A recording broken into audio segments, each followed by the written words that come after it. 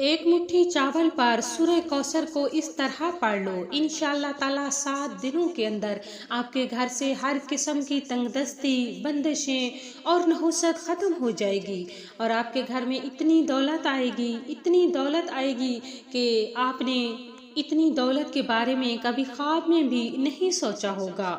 मेरी बहनों और भाइयों, सूरह कौसर का अमल जो हम आज आपको बताने जा रहे हैं वो इतना फजीलत वाला, इतना मुजर्रब और इतना पावरफुल है। इसके लिए आपका ना तो ज्यादा पैसा लगता है और ना ही ज्यादा वक्त लगता है। सूरह कौसर का ये अमल आपकी किस्मत को बदल देगा, आपकी तकदीर को बदल देगा। तो आपने इस अमल को जरूर करना है।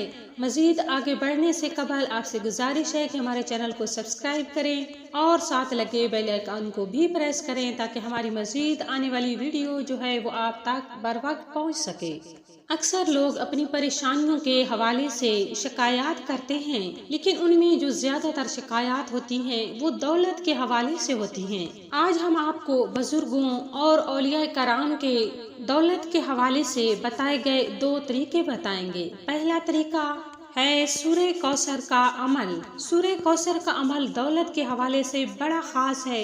एक बुजुर्ग का तो जहाँ तक कहना है कि अगर एक फकीर भी अल्लाह पर यकीन रखते हुए सूरतुल कौसर को बाकायदगी से पढ़ता है तो वो फकीर भी बादशाह बन जाता है। सूरह कौसर को खैर बरकत के हवाले से बड़ा मुजर्रब माना जाता है। सूरह कौसर को अल्लाह रब्बुल आलमीन ने अपने प्यारे हबीब मोहम्मद मुस्तफ़ा सल्लल्लाहु अलैहि वसल्लम की तसल्ली और दिलजोई के लिए नाजिल फरमाया। जब आप सल्लल्लाहु अलैहि वसल्लम के साहबजादे इस दुनिया से इंतकाल फरमा गए तो कुफार आप सल्लल्लाहु अलैहि वसल्लम को ताने देने लगे, नाउज़ु बिल्लाह आपको अब्तर कहने लगे। अब्तर उस शख्स को कहते हैं जिसकी कोई नौरीना औलाद ना हो, यानी उनका बेटा ना हो। आप सल्लल्लाहु अलैहि वसल्लम उस वक्त बहुत ज्यादा रंजीदा थे। कुफार ने इस बात का फायदा उठाया और आप सल्लल्लाहु अलैहि वसल्लम को ताने देने लगे, तंग करने लगे। तो इसके जवाब में अल्लाह रब्बुल आलमीन ने सूरह कौसर को नाजिल फरमाया और फरमाया कि ए नबी सल्लल्लाहु अलैहि वसल्लम, आपको अब्तर कहने वाले ही अब्तर रहेंगे और आप सल्लल्लाहु अलैहि वसल्लम का नाम रहती दुनिया तक रहेगा।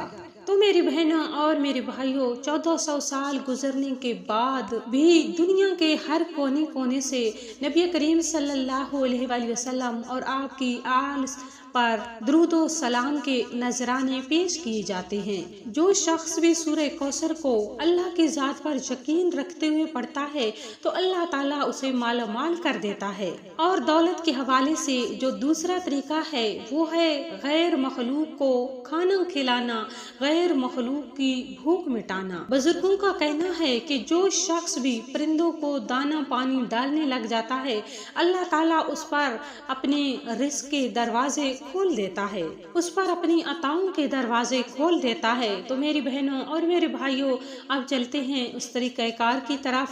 तो आपने क्या करना है कि सुबह सवेरे आपने एक मुट्ठी टोटा चावल ले लेने हैं।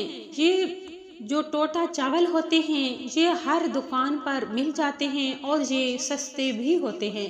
तो आपने एक मुट्ठी टोटा चावल ले लेने हैं, अपने सामने रख लेने हैं और बिस्मिल्लाहिर्रहमानिर्रहीम पढ़कर एक मर्तबा दुरूद पाक पढ़ लेना है और उसके बाद सूरतुल कौसर 21 मर्तबा पढ़ लेनी है।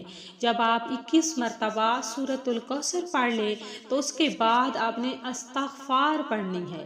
क्या पढ़ना है? अस्तग़फ़िरुल्लाह, अस्तग़फ़िरुल्लाह। इसे 21 मर्तबा पढ़ना है, यानी अपने गुनाहों की माफ़ी मांगनी है। बाज़ दफ़ा इंसान कोई गुनाह कर बैठता है तो उसके वो गुनाह, उसके वो अमाल जो होते हैं वो इंसान के रिज़्क़ के या कामयाबियों के आड़े आ रहे होते हैं। तो जब हम इस्तग़फ़ार करेंगे तो अल्लाह रब्बुल आलमीन हमारे गुनाहों को माफ़ फरमाएंगे। और फिर आखिर में एक मर्तबा दुरूद पाक पढ़ लेना है और उन दानों पर फूंक मार देनी है।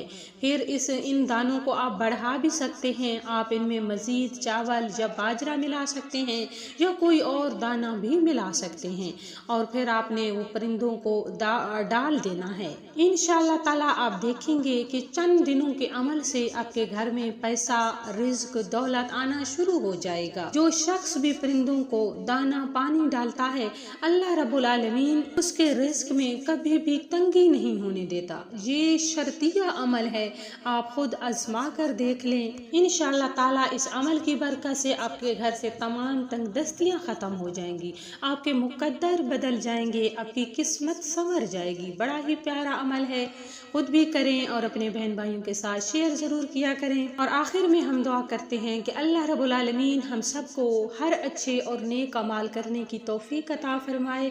आमीन। व आखिर दवाना अल्हम्दुलिल्लाहि रब्बिल आलमीन। अल्लाह हाफिज।